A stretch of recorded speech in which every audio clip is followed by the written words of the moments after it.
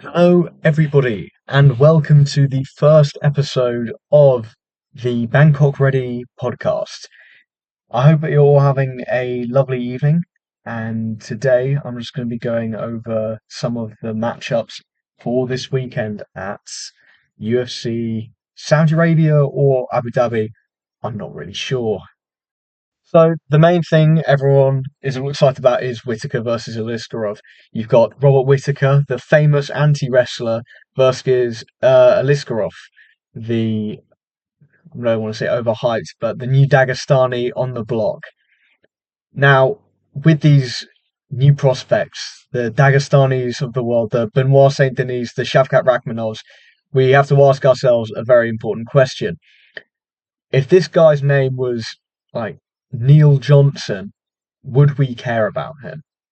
Now, Aliskerov has a lot of very interesting tools that he can use. He has a very lovely ground game and pretty decent wall wrestling. He struggled to take down some of his opponents in the past, which does make you worry about his chances on taking down Whittaker, who's basically famous as an anti wrestler, even though he hasn't fought a wrestler since about 2019. But Aliskerov has decent striking, unless he's fighting a southpaw, in which case he looks like he's terrified. But he has some really good striking. He has some. I like his teeps. As we saw against Phil Hawes and his other opponent, I can't remember his name.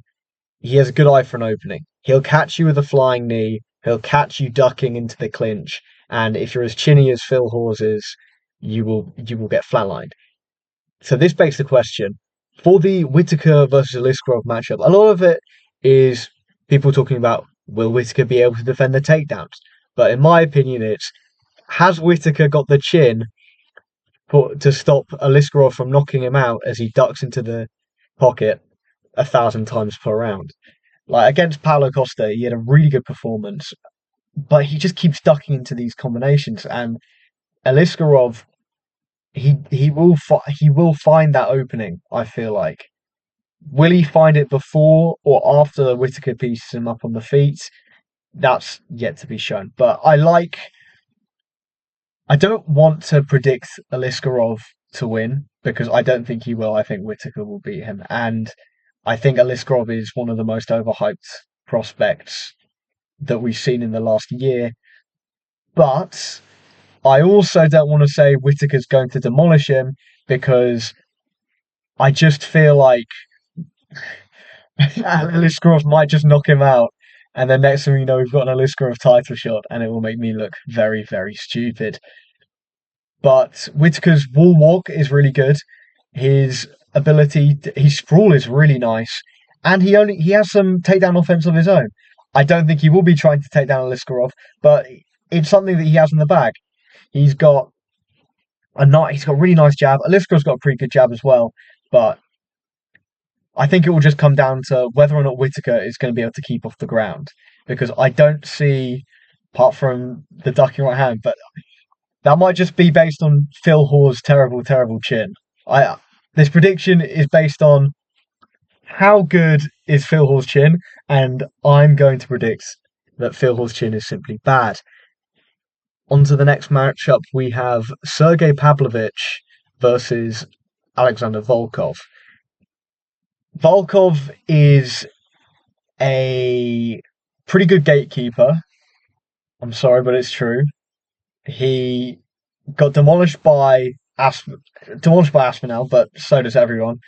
And guys like Curtis Blades, the top guys of the division, the guys like Garn, they're able to, at the very least, win a convincing decision.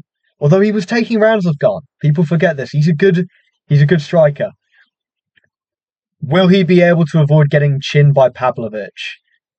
That's the question, and I don't think that Volkov is going to be able to withstand the punches. Aspinall has got a pretty decent chin, and he's got surprisingly good ability to circle off the fence. Volkov doesn't have that footwork, and I think that's going to be the big decider. However, we do need to address the elephant in the room, which is this is a heavyweight fight, and every heavyweight is one Volkov teep away from completely gassing out and getting KO'd. And bearing this in mind, we just have to wonder, is Sergey Pavlovich a Shamil Gaziev or is he a Cardio Cain Velasquez? I don't think he's by any means Cain Velasquez, but hopefully he has just a little more of a gas tank to survive that teep kick to the stomach. But I feel fairly confident about picking Pavlovich in a matchup. I'm not going to be Mystic Mac over here trying to predict the outcomes of these fights perfectly. These are just my opinions based on what I think the matchup is. And they're interesting matchups. That's the nice thing about this card. On the topic of interesting matchups, we have Gastelum versus Rodriguez. Now, Gastelum has been on a little bit of a losing streak ever since the title fight with Adesanya, really. But he's been holding his own in the division. Went to a decision with Cannonier. He did get dog walked by Whittaker, and Sean Brady. But is Rodriguez the level of Sean Brady, and is he the level of Robert Whittaker? I'm gonna err on the side of no. I think Gastelum might just have a bit of a better. He's got the takedown option. That's the thing, because Kevin Lee, until he gassed out as usual, was kind of dog walking Rodriguez in the wrestling. But hopefully, both these guys are pretty good boxers. Hopefully, they just strike for the whole time. And they're both big fans of the straights. Gastelum kind of has a bit more of a sharpness to his boxing, while Rodriguez, he just has that ability to land. And I think this is a question of volume over power. So I'm going to go with I'm going to err on the side of Gastelum. However, I just hope it's going to be a really fun fight. And Rodriguez, we don't know what the chin's looking like after the Gary fight, but he's taken a while off, so he's recuperated, hopefully. The reach advantage, it's kind of funny with Rodriguez being the bigger guy, considering that Gastelum was at middleweight. But Gastelum missed weight. Surprise, surprise, welterweight Gastelum does not make weight because he was eating tacos and putting it on video a month before weigh-ins. And I know that taco probably did not make the difference, but it's about if you're doing food reviews in fight camp, it just suggests that you're not taking it seriously. And even if you are, why put that out there for people to look at and say he's clearly not taking it seriously? Especially when your career's not going amazingly. You kind of want people to be thinking you're at least taking it seriously, because if people have this idea that you're washed, it's not going to look good when it comes to, keeping your job. But this might be the last dance of Kelvin Gastelum. And, he has some interesting matchups. He does some really interesting get-ups, especially his ability to catch the Peterson roll or the Fat Man roll is really nice from when he gets taken down. He has a very nice quad pod as well. And I don't think we're going to see that because Daniel Rodriguez is kind of allergic to grappling. But, it's a good matchup and I'm excited for it, even though the guys might not be considered high level. Sharaputin Magomedov versus Antonio Tricoli. So, original opponent scraps. They brought in the woodiest man in all of karate combats. And he admitted to it. He said, look, you gave me the matchup. And it was a good matchup because he's a good striker. He's got experience. He's got tons of kickboxing experience, karate experience. It would have been a really good matchup. But sadly, too many steroids. And he said, I didn't know I was going to get the fight, so I was juicing. I appreciate the honesty, but it's kind of ruined the matchup because now Antonio Triculli, no idea who this guy is. I'll be honest. I haven't had time to really check him out. If Jarrett beats him in impressive fashion, I don't think it'll add that much to his. Well, it probably will. If he gets a highlight finish, I think it'll kind of add to the hype train.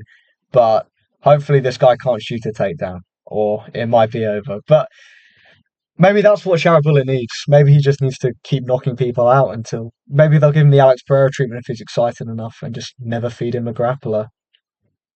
Walker versus Ozdemir, two guys kind of in a weird spot in their career because Özdemir, he'll never touch the top five again, at least I don't think.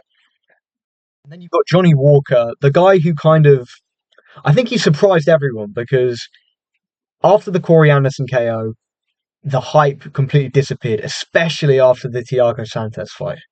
Bit of a stinker. But it's come back, even after the Thiago Santos fight, and getting flatline KO'd by Jamal Hill. Really, under any other circumstances, you'd be people saying he's washed, it's over, and well, people were saying that, but he's managed to claw his way out from the sort of depths of the bottom of light heavyweight top 15, kind of like Khalil Roundtree. But if you're exciting enough, eventually, I don't know, fate just kind of pulls you back to the top of the division. After the Ankalaev fights, he's in a weird situation where he's just been knocked out. People still, at least I get the impression that people still like him and enjoy watching his fights. I certainly do. Brazilian guy, 6'6", he's just going to throw flying knees and try and knock you out. What more can you want? But I mean, I think most MMA fans are hoping he just flying knees Ozdemir in the first round. To be honest, if he does that, it will probably save his career. So I don't want to see what Johnny Walker go. He's too exciting, and he's quite funny. And the final fight on the card that I really want to talk about, Nasrat Haqparast versus Jared Gordon. Nasrat kind of fumbles that he failed to pass the Dan Hooker test, and he failed to pass the Bobby Green test. But it's still an interesting matchup to see, like, just how good people are. I feel like if you can beat Nasrat Haqparast, you belong at least at the very bottom of top 15 at lightweight. And Jared Gordon has his time to shine. KO'd Mark Madsen, in my opinion, he was really soundly beating Bobby Green. And in the opinion of almost everyone, beat Paddy Pimblett, which, as much as you might hate Paddy Pimblett, it's a good win. And I think Paddy is, dare I say, underrated. Jared Gordon really does deserve more respect for what he does. Last losses to Charles Oliveira and a ridiculous, I wouldn't say ridiculous, but a questionable decision against Pimblett. I think he's ready for the top 15, and maybe we will see a Jared Gordon title run. I'm rooting for him. He seems like a pretty nice guy, and his ability to work his boxing to the head and to the body, I really like it. And I think that just because people want to hate on Paddy Pimblett doesn't make him any less good. Now on to the B Leagues. We have Bellator Dublin, or PFL Dublin. I'm not really sure what they want to be labelling this as. But Paul Hughes finally in the, I want to say, spotlight. But not signing Paul Hughes was maybe the biggest prospect fumbling that the UFC have had. Dare I say, even more of a fumble than Cedric Doumbé. Because, Paul Hughes, he was basically just completing side quests at Cage Warriors. He was moving up, trying to get the belt, beefing with the Hardwick brothers, and he showed some really nice stuff. He went to a split decision with Morgan Sharia, seems like everyone does, and Vucenic, who I am a big fan of. I love Jordan Vucenic, and I think that the UFC needs to sign him as well. Not sure if they will because of the whole not wanting to get shown up by the PFL thing, but hopefully they do. He deserves it. He's worked so hard. Apart from the Paul Hughes loss, He's done so well. He's just beaten everyone on the regional scene. But it depends if Emperor Dana will thumb up or thumb down on his career. But I'd like to see what Paul Hughes can do in Bellator. I think it really is a shame that all the UFC had to do was offer him a contract that was better than 12 and 12, and they would have had him. But that's just the way it is. Now, I did miss this because I recorded this way too late, but Flow Grappling's Who's Number One? Gordon Ryan versus that guy who keeps popping up on my Instagram reels, asking, begging even, for me to pay him to tell me how to get good at grappling quickly. Really nice work from Gordon Ryan. Despite the tummy troubles, he has had a really, really good performance now. He looks like he's just back in action and ready for his two super fights at ADCC, which will hopefully for Mo, distract him from the massive wrench in the mix that is the BDCC or Craig Jones Invitational. But back to Ryan's performance. Really nice use of X guard, but it was only when he got on top where you really saw a nice performance.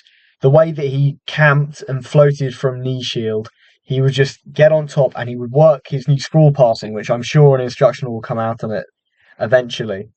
But just like the way this man pommels his legs, I feel like this is the only instance in which you can compliment a man for how he pommels his legs, but he does it really well.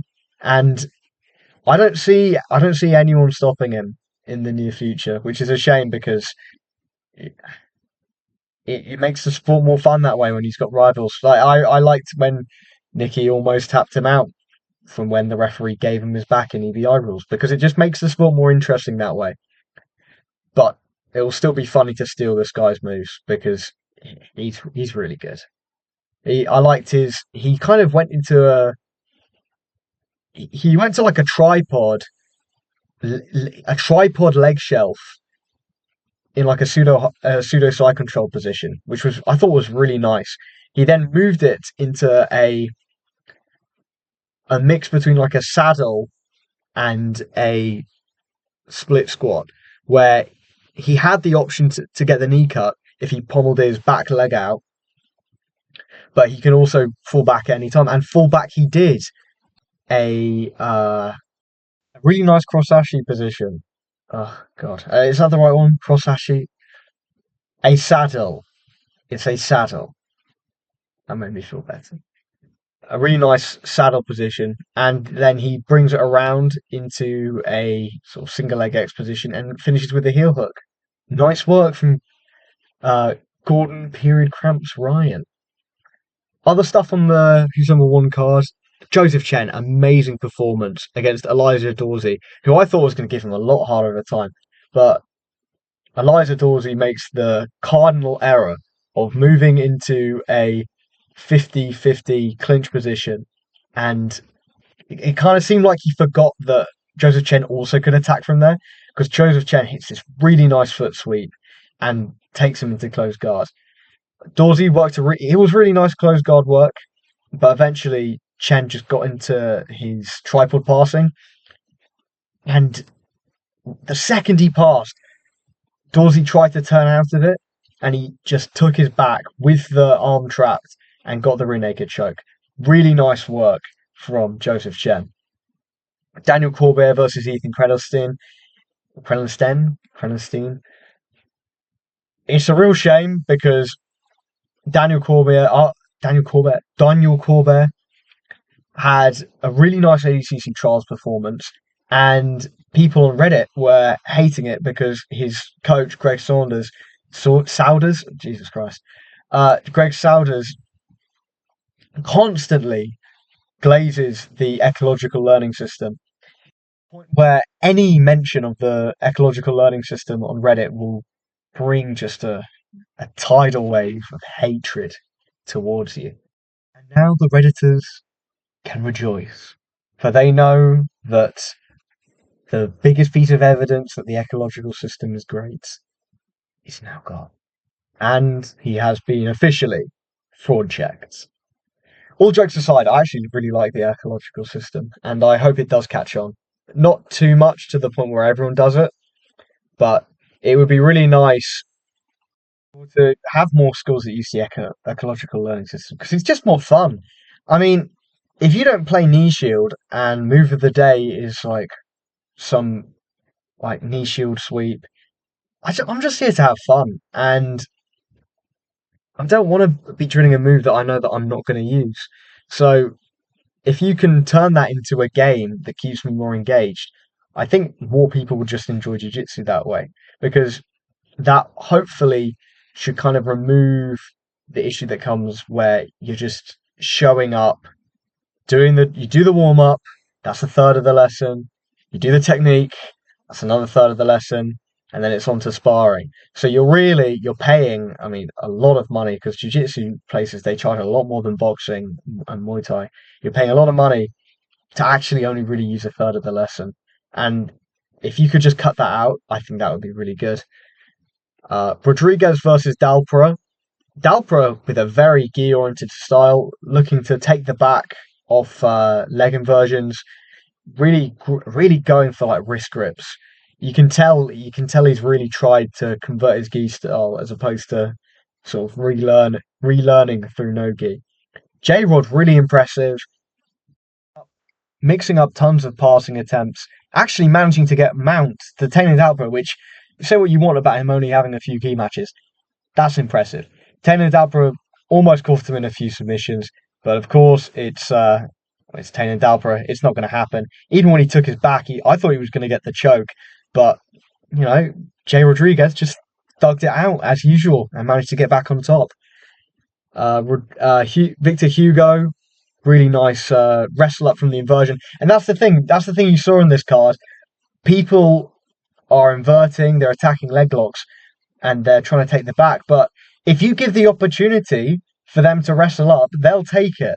And I think that's where jiu-jitsu is evolving right now, where you can do all this leg entangle stuff, but you're still on bottom at the end of the day.